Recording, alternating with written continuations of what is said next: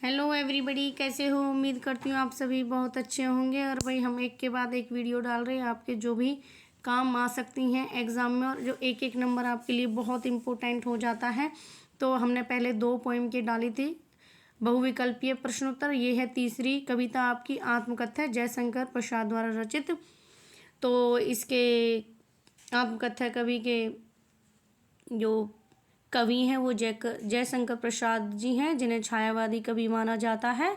तो ये भाई इस कविता से रिलेटेड क्वेश्चन आंसर है बहुविकल्पीय। ठीक है, एक एक नंबर के बहुत ज़्यादा इम्पोर्टेंट है। चलो हम करते हैं स्टार्ट। बहुविकल्पीय प्रश्नोत्तर। जयशंकर प्रसाद का जन्म किस सन में हुआ था?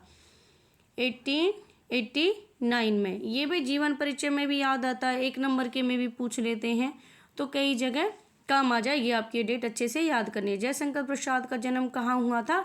वाराणसी में। जयशंकर प्रसाद का देहांत किस सन में हुआ था? जन्म पूछा गया था भाई, याद है 1889, और अब पूछ रहे हैं ये देहांत कब हुआ था? ये 1937। जयशंकर प्रसाद को कामायनी का कौन सा पुरस्कार मिला था? मंगला प्रसाद। ये एक पुरस्कार का नाम है भाई। जयशंकर प्रसाद के द्वारा रचित नाटक है ध्रुव स्वामिनी। भाई देखो, बच्चे कई बार कंफ्यूज हो जाते हैं नाटक में, उपन्यास में, कहानी में। वो कहानी में नाटक लिख देंगे, नाटक में उपन्यास। तो कृपया ऐसे लिख लेना अच्छे से कि नाटक एक साइड, उपन्यास एक साइड, और जिससे कि आप कंफ्यूज ना हो। ठीक है, आपका एक नंबर आता हुआ भी चला जाता आपकी एक मिस्टेक से।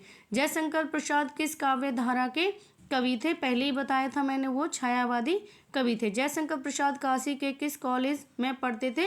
ये कॉलेज का नाम भाई क्वींस। जयशंकर प्रसाद द्वारा रचित उपन्यास है ना तितली। उपन्यास की जगह क्या तुम ध्रुव सामनी लिख देते नाटक, और नाटक की जगह क्या उपन्यास लिख देते हो। आत्मकथा कविता पहली बार किस पत्रिका के आत्मकथा विशेषांक में प्रकाशित हुई थी? ये है हंस। जयशंकर प्रसाद का प्रसिद्ध कहानी संग्रह है, यह है आकाशदीप। आ गई ना भाई, कहानी भी आ गई, उपन्यास भी आ गई, नाटक भी आ गए। तो कृपया इन्हें मिक्स ना करें, अलग अलग लिख लें और याद कर लें इनकी कौन सी कहानियाँ, कौन से उपन्यास है और कौन से नाटक है।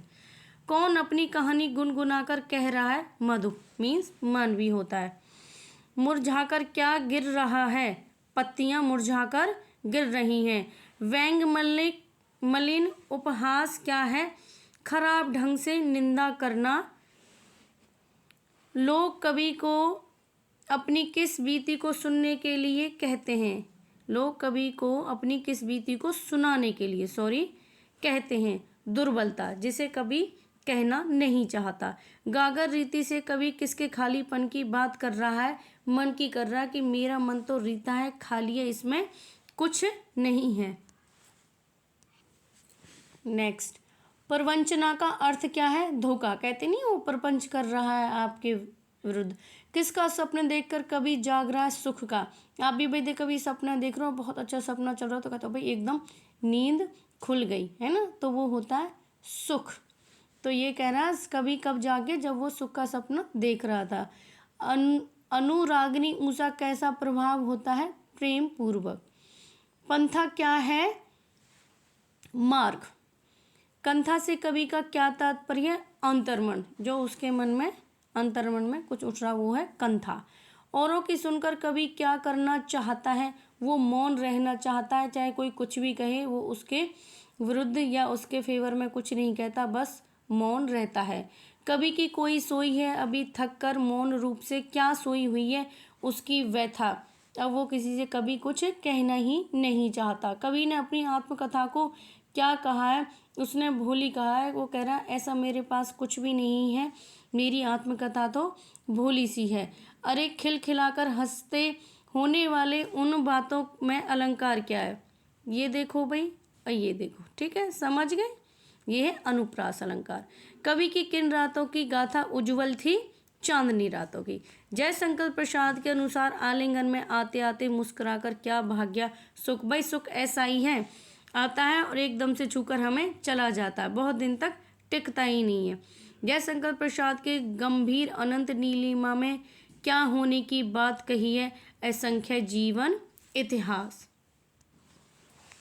जयशंकर प्रसाद ने किसकी उज्जवल गाथा गाने में असमर्थता व्यक्त की है? मधुर चांदनी रातों की। जयशंकर प्रसाद ने भावहीन मन को क्या कहा है? भावहीन मन को क्या कहा है?